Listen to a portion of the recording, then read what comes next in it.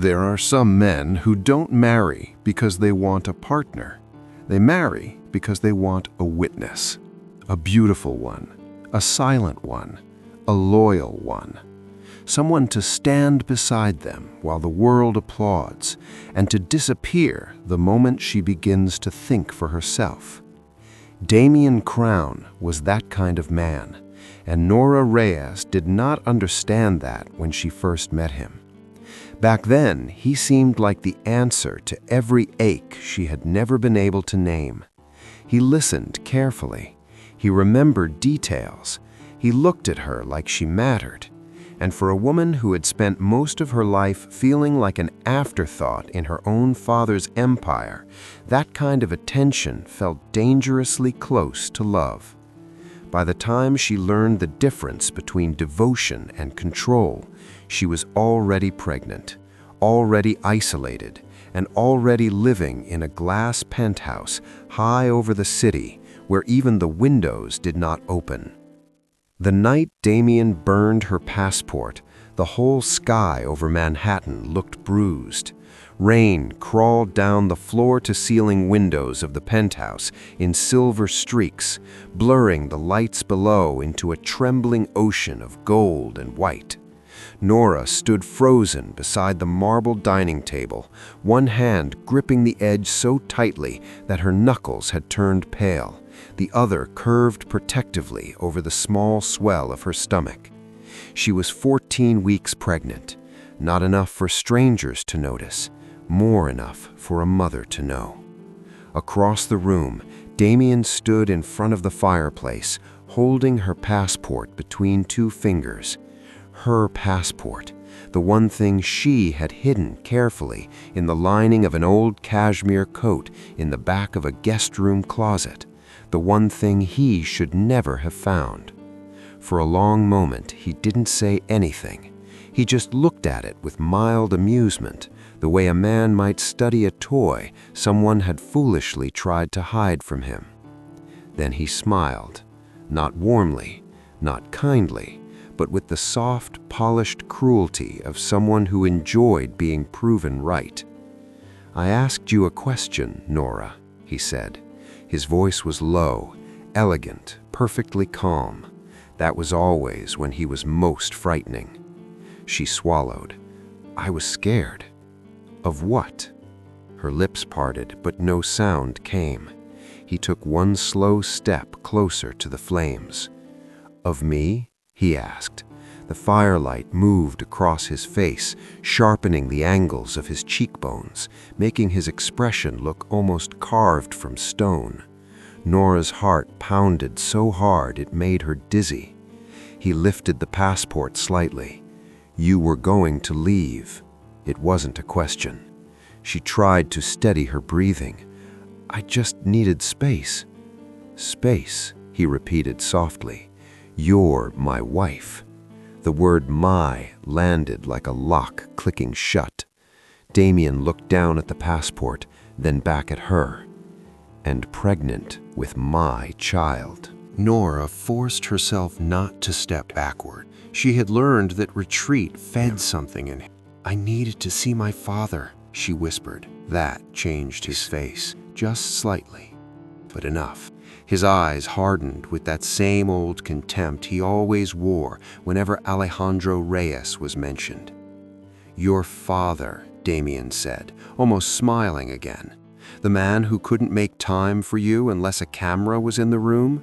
The man who let his assistant send you birthday gifts because he was too busy building runways and buying terminals?" "Don't!" "No," Damian said. "Let's say it clearly. You were not going to your father. You were running to his money, to his name, to the illusion that he'd finally choose you now that there's a baby involved." Nora felt tears burn behind her eyes, but she refused to let them fall. Damian always mistook pain for surrender. She drew in a breath. "You read my messages." "I own this home," he said. "I pay every bill connected to your life. Do you really think there is a corner of it I cannot see?"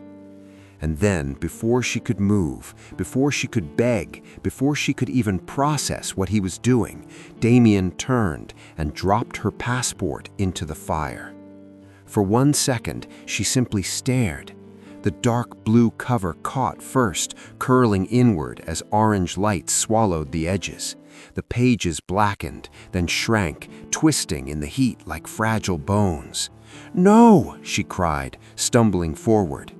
Damien caught her by the wrist as fast as it felt like a trap snapping shut. She gasped. He held her firmly, not enough to leave a visible mark, just enough to remind her how easily he could. "You're not going anywhere," he said. She stared at the flames, horrified, breathless, watching the last legal piece of her freedom collapse into ash. "That's a federal document," she whispered. "It was," he corrected. Then he leaned in, close enough for her to smell his expensive cologne, close enough for her to feel the chill beneath his calm. "You can cry, you can scream, you can threaten me with every lawyer on this island, but tomorrow morning you will still wake up in my home, and by next week you'll be in Geneva with me, where your father cannot reach you, your friends cannot find you, and the world will see a devoted husband taking his pregnant wife somewhere quiet and beautiful to rest." His hand tightened briefly on her wrist. "And if you ever try to run again," he said, "I won't burn the passport, I'll burn the bridge." Then he released her.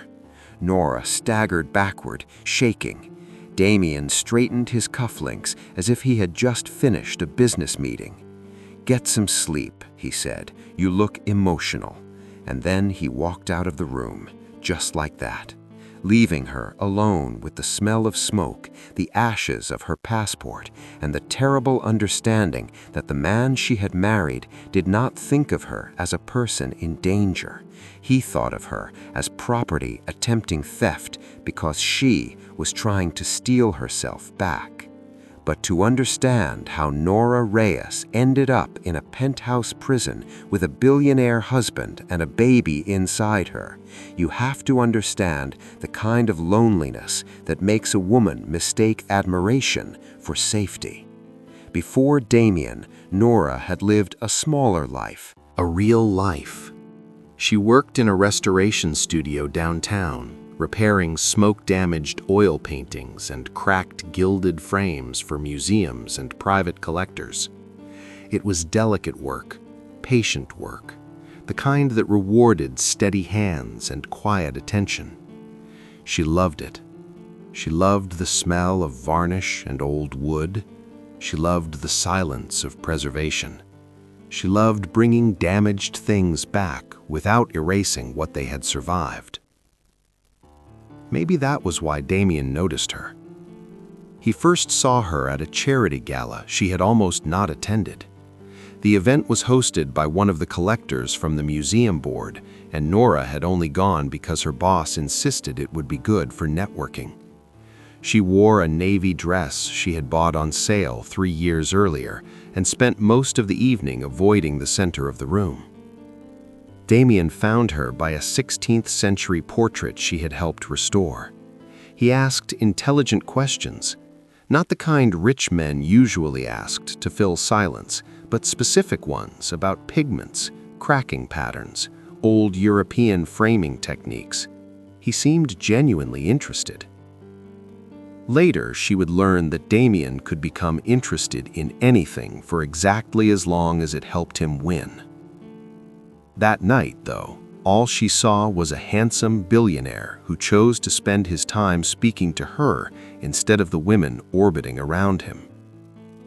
He told her she was unlike anyone he'd met. He sent flowers to her studio the next day, then books, then dinner invitations, then a handwritten note after she mentioned once in passing that she hated lilies and loved white roses.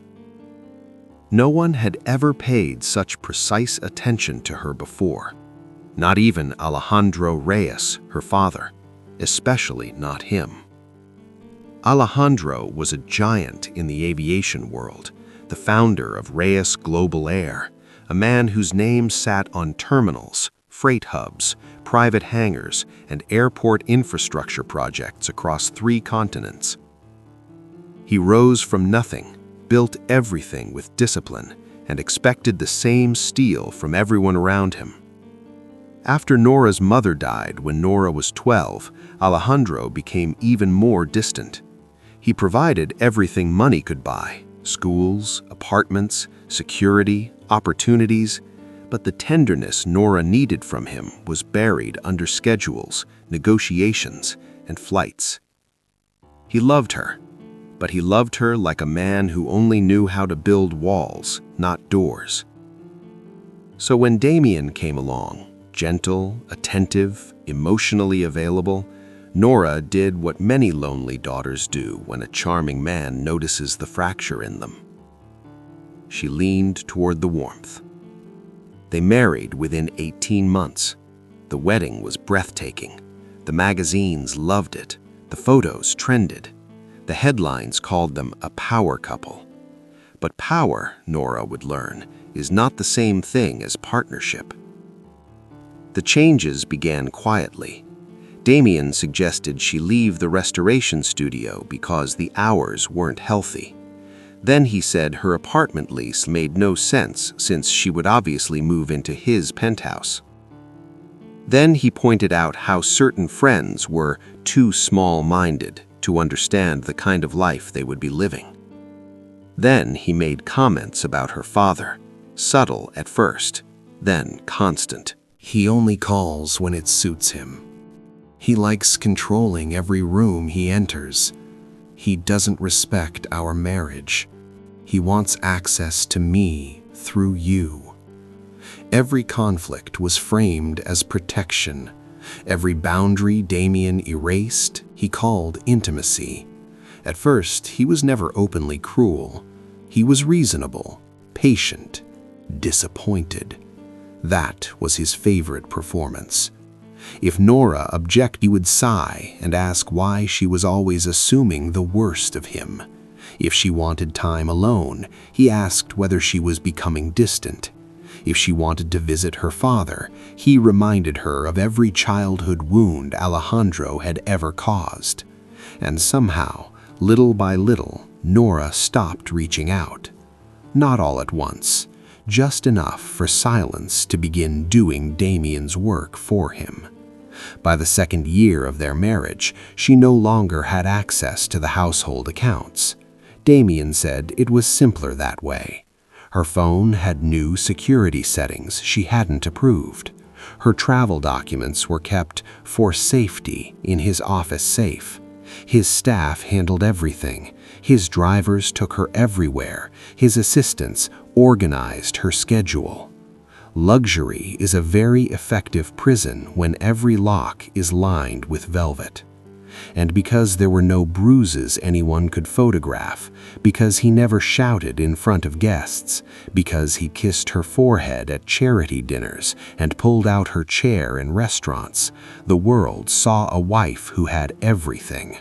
They did not see the way she sometimes stood in the dressing room long after midnight, staring at rows of designer clothes she had not chosen, trying to remember what her own life had once felt like when every decision was not quietly inspected. When Nora found out she was pregnant, she was alone. Damien was in Singapore closing a deal. The test sat on the marble counter beside the sink while she stared at the 2 pink lines and felt the room tilt softly around her. For a brief, trembling moment, she smiled. Not because she believed a baby would fix anything, but because that tiny life felt like a voice inside the silence, a reason to stop pretending. When Damien came home, she told him over dinner. He went very still. Then he stood, walked around the table, knelt beside her chair, and placed a hand on her stomach with such controlled reverence that anyone watching would have thought it was devotion. "A child," he murmured. "Not our child, a child." He kissed her forehead, and for a moment Nora let herself hope. That hope lasted 4 days. After that, his control sharpened. No more spontaneous outings, no more unmonitored appointments, no more private calls. A nutritionist, a private trainer, a doctor he preferred, a tighter schedule, more staff, fewer freedoms. He began referring to the baby as his heir whenever he spoke to investors, though he said it laughing as if it were a joke. He discussed nurseries, trusts, citizenship strategies, legacy planning. Nora discussed names in her head alone while sitting beside windows that never opened. The moment everything inside her changed came 3 weeks later, by accident. She had gone into Damien's study looking for a charger. He hated anyone entering that room, which was precisely why she had learned to move through it carefully, touching nothing. But the desk monitor was awake, and Damien's voice was coming through the speakerphone. "If she becomes difficult," he was saying, "we proceed exactly as discussed. Pregnancy-related stress is easy to frame. Emotional instability, exhaustion, erratic judgment. It happens all the time." A second man's voice answered, Victor Lang, Damien's attorney. "And the travel transfer to Geneva?" "Within the week," Damien said. "Once she's there, jurisdiction gets more favorable and far from her father." Nora stopped breathing. Victor's voice again. "If Alejandro Reyes gets involved." Damien laughed. "He won't. She barely speaks to him. And even if she does, I'll make it look like a dramatic overreaction by a pregnant woman under pressure. Sympathy always follows the husband who looks patient." That night, for the first time in years, Nora tried calling her father. The number she had for Alejandro went unanswered. She called again the next morning. Nothing. Then a text came from an unknown assistant. "Mr. Reyes is unavailable for personal communication this week." She stared at the message so long her eyes hurt. Later, she would discover that Damien had blocked multiple calls, rerouted messages, and used old numbers he knew were no longer direct lines. But in that moment, standing in her dressing room with one hand over her belly, all Nora felt was the old childhood pain returning with full force. Unavailable. Even now. Even now. It was Marta who finally broke through the silence around her. Marta had worked in the penthouse for 6 years. She never intruded. She moved through rooms like a careful shadow, setting tea down quietly, folding linens, noticing everything and commenting on nothing. One afternoon, while Nora sat untouched beside a tray of food, Marta lingered at the door. "Would you like me to warm the soup again?" she asked softly. Nora shook her head. Marta hesitated. "You need strength." That should have been an ordinary sentence, but something in her tone made Nora look up. Marta's eyes moved briefly, almost imperceptibly toward the hallway security camera, then back to Nora. Not strength for the day, strength for something else. After a pause, Marta stepped inside, lowered her voice, and said, "When I was young, my sister lived with a man who collected locks." Nora stared at her. "He said they were for security," Marta went on as she adjusted the silverware on the tray. "But eventually she understood they were for fear. The day she left him, she thought she needed all her papers, all her jewelry, every bag packed correctly. She wasted time. The truth was, what she needed most was one clear decision." Nora's throat tightened. Marta did not look directly at her again, but before she left, she slid a folded piece of paper beneath the napkin. On it was a number and 5 words. "Private Terminal Operations. Ask Ethan." Nora sat motionless for nearly a minute after Marta left. Then she unfolded the paper again. Private terminal operations. Ask Ethan. Under different circumstances, it would have meant nothing, but Nora knew the name. Ethan Vale had once been introduced to her at a gala years ago, one of the youngest operations directors in the private aviation world, recruited by Reyes Global Air, her father's company. That night, after Damien fell asleep, Nora took the old emergency phone from the back of a bathroom drawer, a phone Damien had forgotten existed because it was too outdated to be elegant and too simple to track with the systems his staff preferred. At 2:14 a.m., she called the number. The line rang twice. Then a man answered. "Operations?" Nora closed her eyes. "My name is Nora Reyes." Silence. Then, instantly, sharply, professionally, the man said, "Are you safe to speak?" Her breath broke. "No." Another pause, papers shifting, a door closing somewhere on his end. "Do you need immediate extraction?" Nora had not expected the directness of that word, extraction, as if someone had already understood this for what it was. "I need to leave tomorrow," she whispered. "He burned my passport." "Understood," the voice said. "Listen carefully. Come to Reyes International Airport, Terminal West private entrance at 11:30 in the morning. Bring any identification you still have. Do not come with luggage if it will slow you down. And Miss Reyes." Her eyes flooded. "Yes, your father will be there." The next morning felt unreal. Damien behaved as if nothing had happened. He kissed Nora's temple over breakfast, took a business call, told Celeste to move his Zurich meeting, asked the chef whether the fruit had been washed properly. That was another thing about powerful, cruel men. They could commit violence before dinner and request imported tea by sunrise. Nora wore a soft cream coat over a plain dress and tucked her remaining identification into the inner pocket: a driver's license, an old citizenship card, a copy of her birth certificate she had once kept in a drawer of personal papers Damien had overlooked. She did not pack a suitcase. Marta had been right. What she needed most was one clear decision. At 11:10, Damien left for a luncheon downtown. At 11:14, Nora stepped into the service elevator.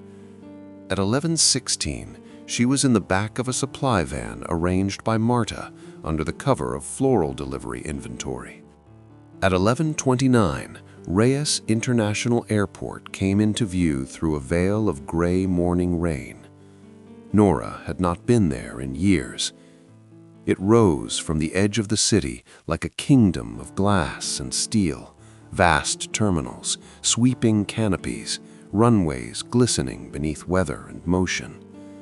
Aircraft tails lined the distance like flags of wealth and urgency. Her father's name was nowhere large and obvious on the public-facing entrance. He had never liked vulgar displays of ownership. But in aviation, everyone knew. Alejandro Reyes didn't just invest in airports, he controlled them. Financing, private terminals, operations partnerships, fuel contracts, executive routes, entire ecosystems of movement moved because he said yes. The van stopped near Terminal West. Nora stepped out, heart racing, clutching her coat closed against the wind. Inside the private terminal entrance, the air was warm, polished, and scented faintly with cedar and espresso. Everything looked immaculate, quiet, controlled.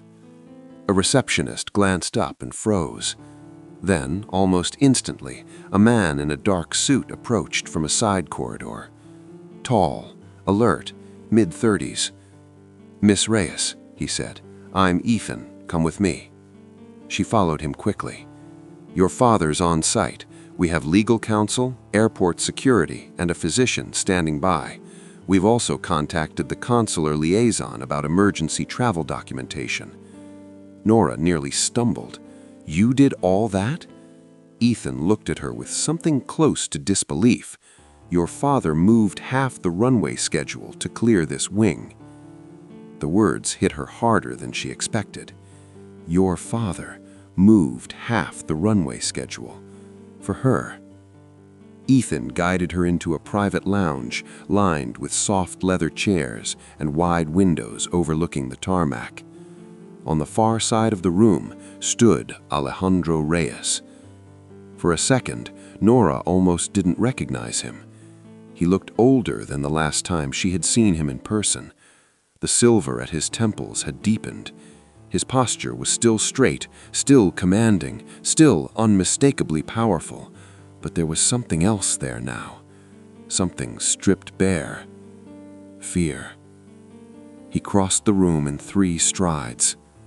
"Nora." That was all he said before pulling her into his arms.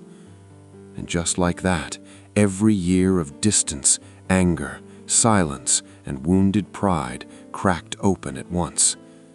She began to cry. Not delicately, not gracefully, but with the full-body shaking grief of someone who had been holding herself together for far too long. Alejandro held the back of her head the way he used to when she was a child scared of thunderstorms. "I'm here," he said hoarsely. "I'm here now." She clung to his jacket. "I'm here now." She clung to his jacket. He burned it. Alejandro pulled back just enough to look at her face. "I know. He said I couldn't leave." Alejandro's jaw tightened with such force that Ethan quietly looked away. "Nora," his father said, voice unsteady for the first time in her memory, "I should have reached you sooner." Before she could answer, Ethan's earpiece crackled. His expression changed. Then he looked toward Alejandro. "Sir, Damien Crown just entered the terminal." The air in the room shifted. Alejandro did not flinch. He simply placed one hand gently over Nora's shoulder and said, "Good." Damien arrived looking immaculate. Of course he did.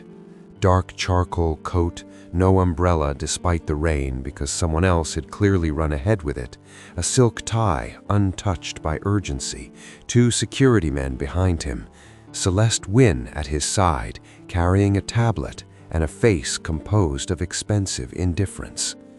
He stepped into the private lounge and stopped when he saw Nora standing beside Alejandro. For the briefest moment, surprise broke through his expression. Then the mask returned. "Mr. Reyes," Damien said smoothly, "I see there's been some confusion." Alejandro turned fully toward him. There are some men whose power enters a room before they speak. Alejandro Reyes was one of them. "No, there has been clarity." Damien gave Nora a look of patient disappointment, as if she were a child who had embarrassed herself in public. "You left without medical clearance. You're under stress. I'm not going to blame you for panicking." Nora stared at him. Even now he was building the story. Alejandro's voice turned cold. "Another step toward my daughter, and you will leave this building in handcuffs." Damien's smile sharpened. "Your daughter is my wife." "No," Alejandro said quietly. "She is my daughter. She was my daughter before she ever learned your name, and she will remain my daughter long after your relevance disappears." Celeste Wynne stepped in smoothly. Perhaps this would be better handled privately. Alejandro glanced at her once. "Miss Wynne, if you speak again before being asked, security will escort you out." She fell silent. Damien looked around the lounge, then back at Nora, as if only then realizing that the balance of the room was not in his favor. "You can't seriously intend to take her anywhere. She has no passport, no travel clearance, no stable emotional basis for international movement in her condition." At that, Ethan stepped forward and placed a folder on the table. Emergency documents have been prepared, medical clearance has been independently evaluated, and airport council has confirmed there is no lawful basis to detain Miss Reyes Crown. Damien's jaw flexed. Alejandro folded his hands behind his back and took one slow step closer. "You burned her passport." Damien said nothing. "The fire suppression system in your penthouse study logs thermal anomalies. Household staff men made statements. Security footage was recovered from the backup server your team failed to wipe. I have copies." For the first time, Damien's composure slipped. Just enough. Alejandro's eyes were merciless. You thought destroying a document would trap her. You thought controlling her money, her movement, and her access to communication would make her dependent. You thought isolation was ownership. He let the silence tighten. Then he said the line that would later be repeated in headlines, in legal offices, in boardrooms, and in every whisper among people who had once feared Damien Crown more than they should have. "You burned the wrong woman's passport." Damien laughed once, but there was no confidence in it now. "What exactly do you think this is? A dramatic family reunion?" Alejandro looked past him, toward the glass beyond the lounge. Rain streaked down the windows, jet bridges gleamed, service vehicles moved in careful lines across the tarmac. Then he looked back at Damien. "This terminal, the West Runway Authority, the private aviation wing, the executive access lanes, the fuel contracts beneath them, and most of the land your jet is sitting on belong to my company." His voice dropped. "You didn't expect her father to own the airport." No one moved. Even Celeste had gone pale. Damien turned slightly, as if seeing the building not as infrastructure, but as territory. Alejandro continued, every word measured. "I cannot change the law, but I don't need to. The law is already interested in you. Airport police are waiting outside this lounge with a lawful order related to document destruction, coercive control, unlawful surveillance, and intimidation. My legal team has filed for emergency protective intervention. My daughter is leaving this marriage." Damien finally looked at Nora directly, and what terrified him most was not Alejandro's power. It was the fact that Nora no longer looked afraid.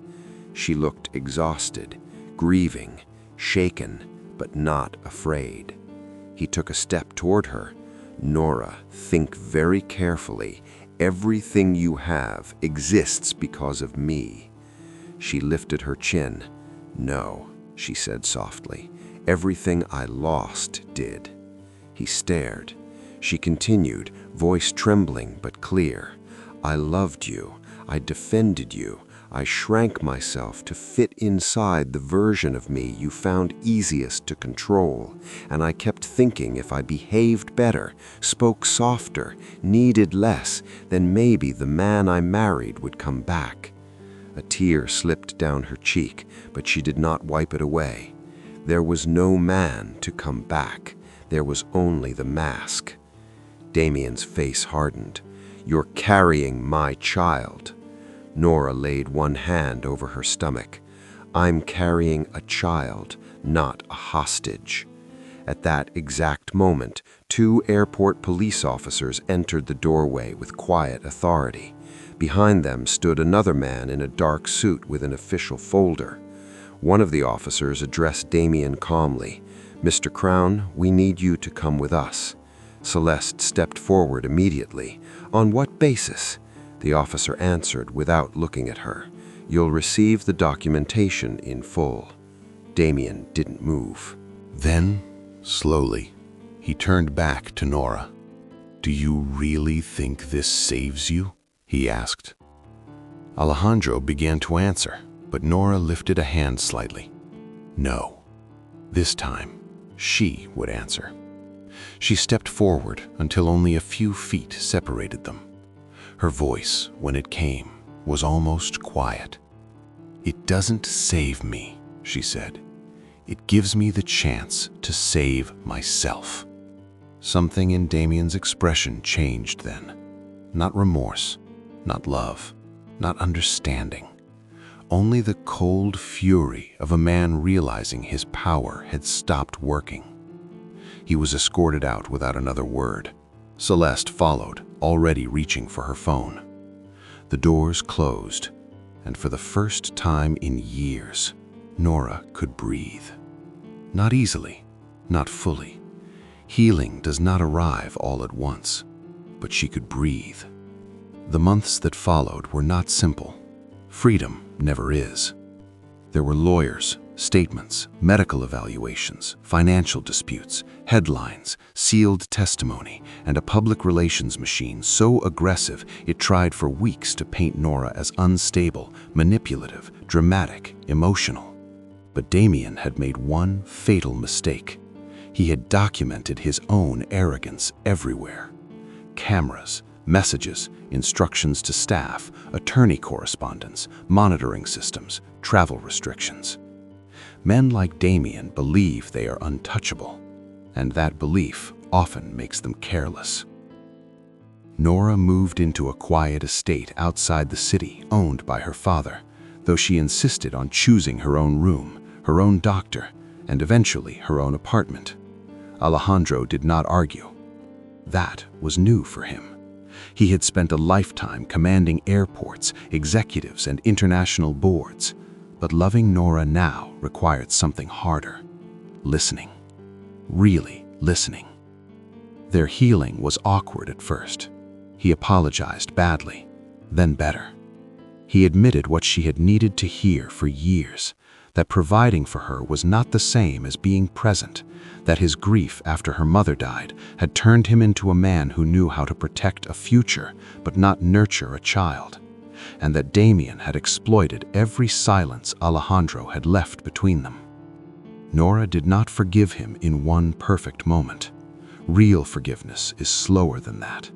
It came in conversations over tea, in walks through gardens, in shared silence that no longer felt punishing. In the first prenatal appointment he attended, not as a titan of industry, but simply as a father, carrying his daughter's bag because she was tired.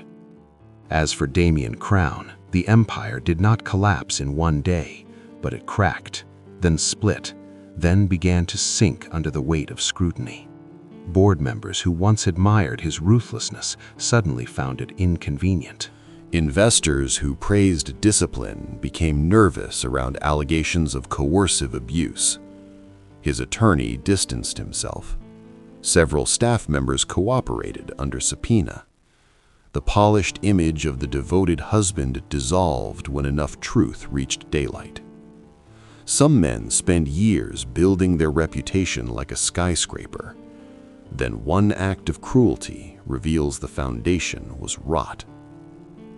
6 months after the airport, Nora gave birth to a daughter. She named her Lucia Elena Reyes. Lucia for light, Elena after her mother. When Alejandro first held his granddaughter, he cried openly, and neither he nor Nora pretended not to notice. By then, Nora had changed too. She was still gentle, still thoughtful, still someone who saw the broken places in people and wanted to understand them. But now there was steel inside that gentleness. She returned eventually to restoration work part-time, not because she needed the money, not because anyone expected it, but because it was hers. She rented a studio with tall windows and real air. She bought second-hand furniture she chose herself. She took Lucia to the park without an entourage. She relearned the shape of a life that belonged to her. And one autumn afternoon, nearly a year after Damien burned her passport, Nora stood once again inside Reyes International Airport. Only this time, she was not running.